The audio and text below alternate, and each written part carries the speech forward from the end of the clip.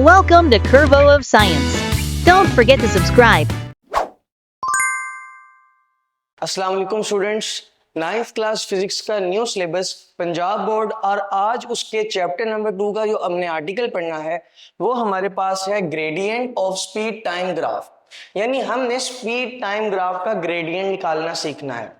बच्चों, इससे पहले हमने डिस्टेंस टाइम ग्राफ और ग्राफ की बेसिक्स पर एक लेक्चर बनाया था और उसके बाद हमने slope of distance time graph पर भी एक लेक्चर बनाया था। अगर आप वो दोनों लेक्चर जाकर देख लें पहले और फिर इस लेक्चर पर आए तो आपको ये लेक्चर बहुत अच्छे से समझ में आएगा, क्योंकि सारी बेसिक्स मैंने उनमें डिस्कस की थी।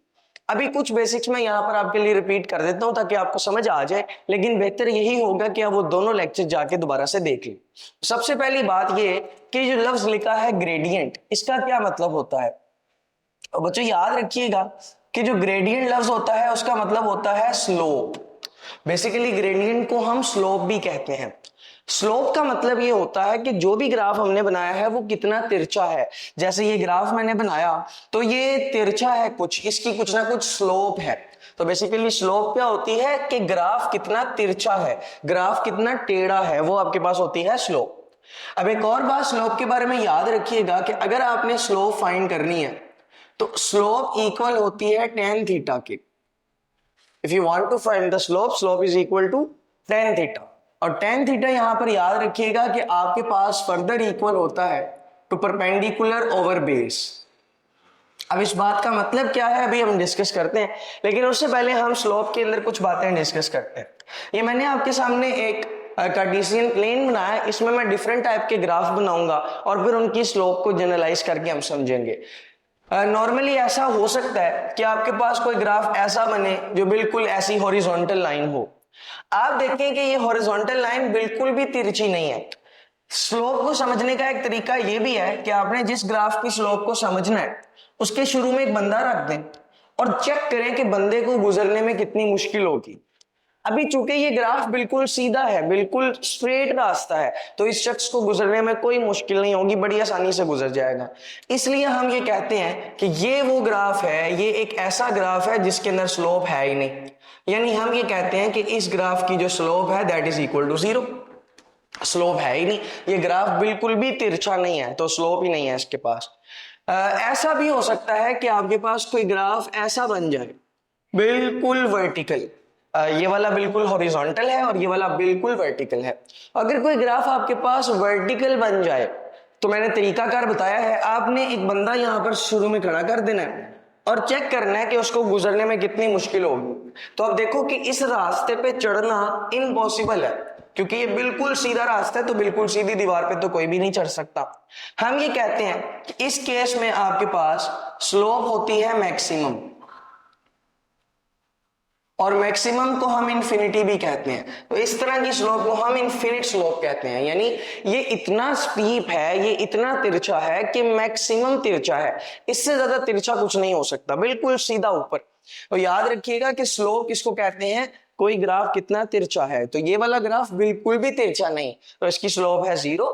जबकि ये वाला ग्राफ मैक्सिमम तिरछा है, तो इसकी स्लोप भी क्या हो जाएगी, मैक्सिमम।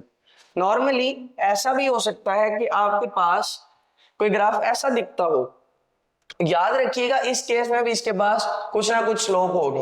और वो स्लोप कैसे निकालेंगे, आप कोई से 2 पॉइंट चूज करेंगे। लेट्स से मैं इस पॉइंट को कहता हूं पॉइंट P और इस पॉइंट को कहता हूं पॉइंट Q।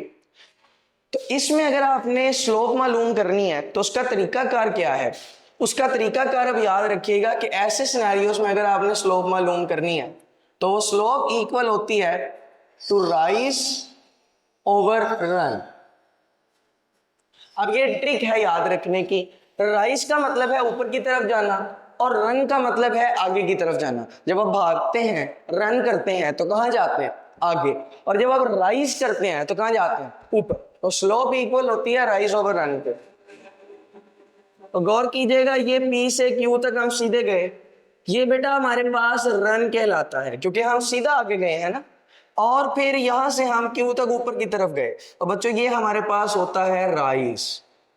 और देखें कि हमारे पास रन क्या होता है कि ग्राफ पॉइंट से आगे की तरफ, और राइज क्या होता है जहां पर आप पहुंचे हैं उससे ऊपर की तरफ। तो ये देखें, जब आप यहां से आगे की तरफ जाएंगे इसको रन बोलेंगे, और जब आप ऊपर की तरफ जाएंगे तो उसको हम राइज बोलेंगे। अब अगर हम इस राइज को रन से डिवाइड कर दें तो स्लोप पता चल जाएगी। बेटा जरा गौर कीजिएगा, अगर हम रन की बात करें तो आपने इस पॉइंट से रन करना शुरू किया था जो कि एक्स एक्सिस का पॉइंट 1 है, क्योंकि आपको पता है कि ये हमारे पास कौन सा एक्सिस होता है एक्स, और आपको पता है ये हमारे पास कौन सा एक्सिस होता है वाई। तो ये एक्स एक्सिस का पॉइंट नंबर 1 था, मतलब एक्स एक्सिस पे पहला पॉइंट था, और यहां पर हम पहुंचे तो ये देखें ये एक्स एक्सिस पे कौन सा पॉइंट आ गया, ये एक्स एक्सिस पे दूसरा पॉइंट आ गया। ये रन है, मतलब हम x1 से रन करना शुरू हुए और कहां तक रन करके चले गए, x2 तक रन करके चले गए। आई होप सो कि आपको ये x1 और x2 समझ आ गई होगी। मैं एक दफा फिर रिपीट कर देता हूँ, पॉइंट P जहां से शुरू हो रहा है उससे बिल्कुल नीचे x एक्सिस पर पॉइंट x1 होगा, और रन करके हम पॉइंट Q के बिल्कुल नीचे जब गए हैं उसके बिल्कुल सामने पॉइंट होगा x2। ये बात आपने याद रखनी है। इसका मतलब है कि जब हम रन करते हैं हम x1 से कहां चले जाते हैं, x2 में। अब आपको पता है कि अगर आप x1 से x2 तक जाते हैं तो इसको डेल्टा x कहते हैं। डेल्टा का मतलब होता है चेंज, x का मतलब है x एक्सिस। तो x1 से x2 पर गए, यानी x1 और x2 में कितना फर्क है उसको क्या कहेंगे, डेल्टा x। बिल्कुल इसी तरह अगर हम राइज की बात करें तो राइज में आपने स्टार्ट यहां से किया, ये आपके पास y एक्सिस पर पहला पॉइंट आ गया, और उसके बाद आप यहां पर पहुंचे, ये आपके पास y एक्सिस पर दूसरा पॉइंट आ गया। तो y एक्सिस पर भी आपके पास आप देखें दो पॉइंट्स हैं, एक y1 और एक y2, और आपको भी पता है कि y1 और y2 में क्या फर्क होगा, तो डेल्टा y होगा। y1 और y2 में अगर आपने डिफरेंस निकालना है that will be delta y। I hope so कि आपको ये बातें समझ आई होंगी। इसका मतलब ये है कि जो राइज होता है वो होता है डेल्टा y, और जो रन होता है वो होता है डेल्टा x। और डेल्टा y को हम y2 माइनस y1 भी कह सकते हैं, और डेल्टा x को हम x2 माइनस x1 भी कह सकते हैं। तो ये बात याद रखिएगा, स्लोप के बारे में ये सारी इंफॉर्मेशन मैं पिछले लेक्चर्स में भी बता चुका हूँ। सबसे पहली बात, स्लोप होती क्या है, कोई ग्राफ कितना तिरछा है उसको हम कहते हैं स्लोप। स्लोप होती है राइज ओवर रन के इक्वल। राइज होता है डेल्टा y और रन होता है डेल्टा x, और आपके पास डेल्टा y बनेगा y2 माइनस y1 और x2 माइनस x1, ये बनेगा डेल्टा x। तो बच्चों यहाँ पर बातें याद रख लीजिएगा कि स्लोप जीरो कब होती है, मैक्सिमम कब होती है, और अगर ऐसी लाइन आ जाए तो स्लोप कैसे निकालते हैं। अब अगली बात आपने क्या याद रखनी है, यहां से जरा देखिएगा कि जब कभी भी आपने स्लोप निकालनी है, मैंने आपको उसका तरीकाकार तो बता दिया, अब मैं ये टेंजेंट थीटा के बारे में आपको कुछ बातें बता देता हूँ। पहली बात, मान लें कि ये स्पीड टाइम ग्राफ है, तो क्योंकि हम स्पीड टाइम ग्राफ की डिस्कशन कर रहे हैं, gradient of speed time graph हम पढ़ रहे हैं, तो स्पीड टाइम ग्राफ है, तो ये आपके पास कौन सा एक्सिस है, this is the Y axis. और आपको पता है वाई एक्सिस पे इंडिपेंडेंट क्वांटिटी आती है, तो इंडिपेंडेंट क्वांटिटी कौन है, v। ये कौन सा एक्सिस है, एक्स एक्सिस। तो आपको पता है एक्स एक्सिस पे कौन सी क्वांटिटी आती है, एक्स एक्सिस पे इंडिपेंडेंट क्वांटिटी आती है तो वो टाइम, और वाई एक्सिस पे डिपेंडेंट क्वांटिटी आती है तो वो आएगी वेलोसिटी। अब गौर कीजिएगा, जब कभी भी हमने यहाँ पर स्लोप निकालनी है, लेट्स से कि हम दो पॉइंट्स के दरमियान स्लोप निकालना चाहते हैं, तो इस पॉइंट को P बोलेंगे और इस पॉइंट को हम Q बोलेंगे। तो मैंने आपको तरीकाकार बताया, सबसे पहले रन करके Q के नीचे जाएंगे और फिर वहां से राइज करके Q तक पहुंच जाएंगे। आप अगर गौर करें तो ये ट्रायंगल बन गया आपके पास, ये इतना हिस्सा ट्रायंगल बन गया। आपको पता है कि ट्रायंगल में इस वाली साइड को हम कहते हैं परपेंडिकुलर और इस वाली साइड को हम कहते हैं बेस। ये आप सबको पता है, ट्रायंगल में ऐसे ही होता है। और अगर गौर करें तो यहाँ पर एक एंगल भी बन रहा है, इस एंगल को एंगल थीटा कहते हैं, जो एंगल बनता है उसको कहते हैं एंगल थीटा। अगर आपने यहाँ पर स्लोप निकालनी है तो मैंने आपको स्लोप का तरीकाकार बताया। स्लोप किसके इक्वल होती है, वो टेंजेंट थीटा के इक्वल होती है, और टेंजेंट थीटा किसके इक्वल होता है, परपेंडिकुलर ओवर बेस। यानी स्लोप हमारी आएगी परपेंडिकुलर ओवर बेस के इक्वल, ऐसे ही है। अब यहां पर जरा गौर कीजिएगा, ये वाली साइड आपकी परपेंडिकुलर है और ये वाली साइड आपकी क्या है, बेस। तो परपेंडिकुलर और बेस वाली साइड को डिवाइड कर लो, आपको पता लग जाएगा कि स्लोप कितनी है। बच्चों ये बात स्लोप के बारे में याद रखिएगा। अभी हमने आर्टिकल के हवाले से कुछ नहीं पढ़ा, ये सारी बातें हमको स्लोप की बेसिक्स के बारे में बताई हैं मैंने। तो आपको स्लोप की बेसिक्स जब कवर हो जाएंगी और फिर आपको ये ग्रेडियंट वाला कॉन्सेप्ट भी समझ में आएगा स्पीड टाइम ग्राफ के लिए। तो अब हम ग्रेडियंट और स्पीड टाइम ग्राफ के ऊपर डिस्कशन करते हैं।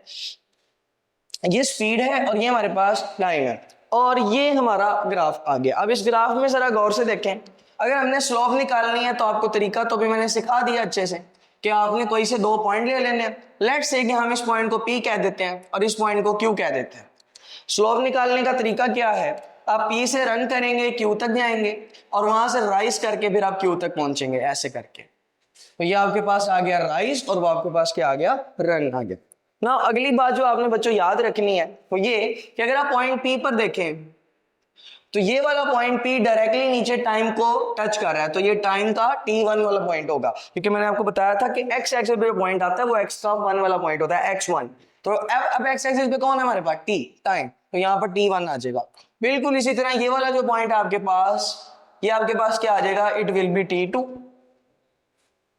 सिमिलरली अगर आप y एक्सिस की बात करें तो यहां से आपके पास ये जो y एक्सिस है, अब ये y एक्सिस है और यहाँ पे वेलोसिटी लिखी हुई है, तो आपके पास v1 आ जाएगा, पहली वेलोसिटी, और यहां से आपके पास क्या आ जाएगा, यहां से आपके पास v2 आ जाएगा,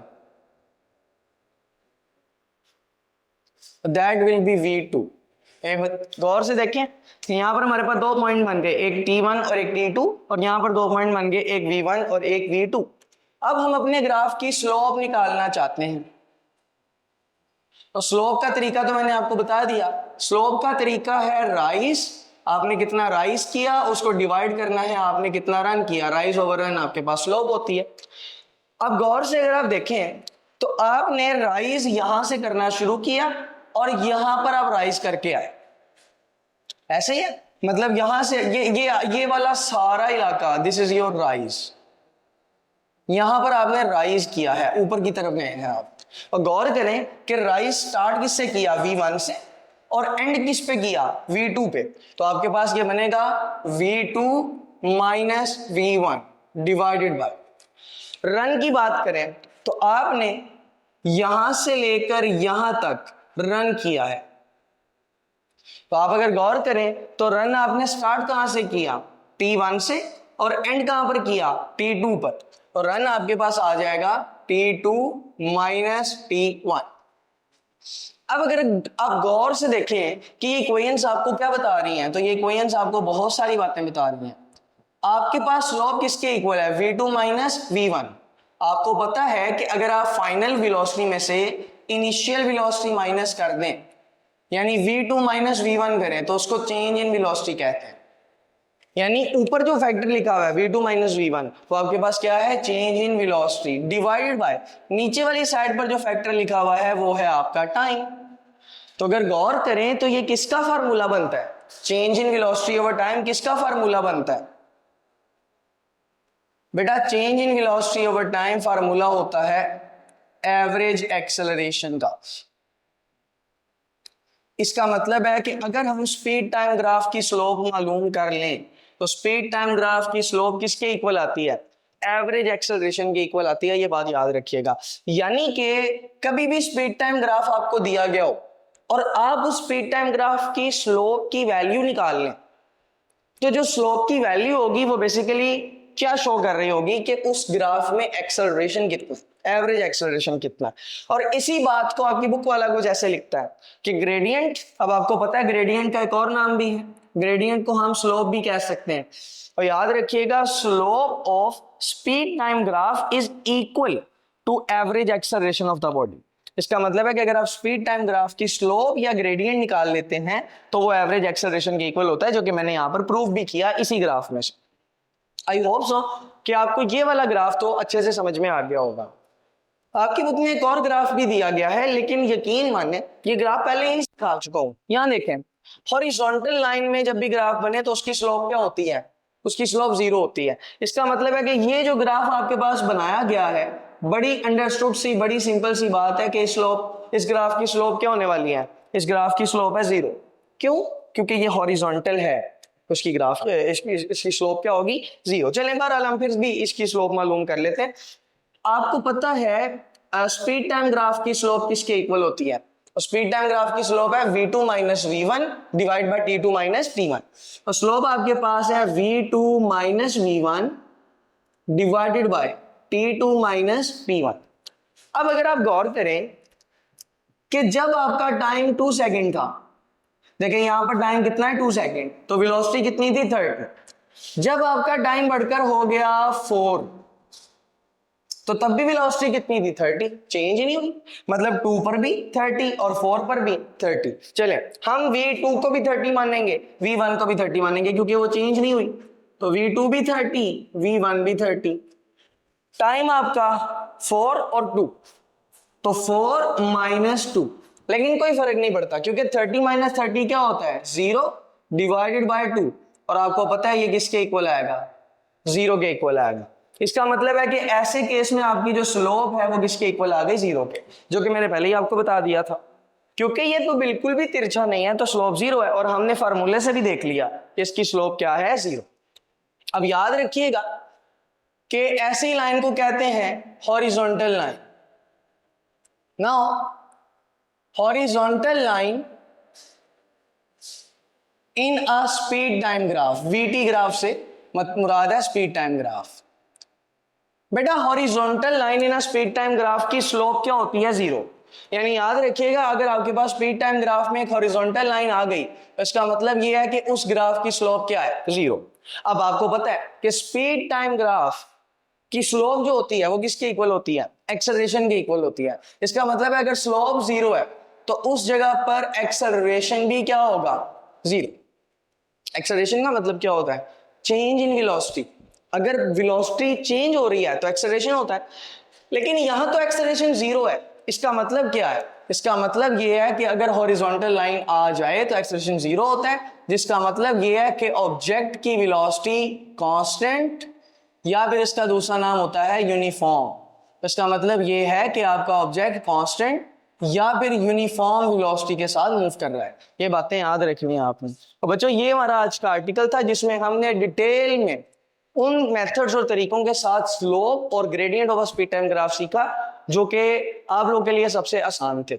अगर आपको आज का लेक्चर समझ आया, बड़ी अच्छी बात है, इसको अच्छे से याद कीजिएगा, बाकी लेक्चर्स भी देख लीजिएगा। बहुत शुक्रिया, अल्लाह हाफिज। Thanks for watching. Subscribe to our channel. And don't forget to like and share.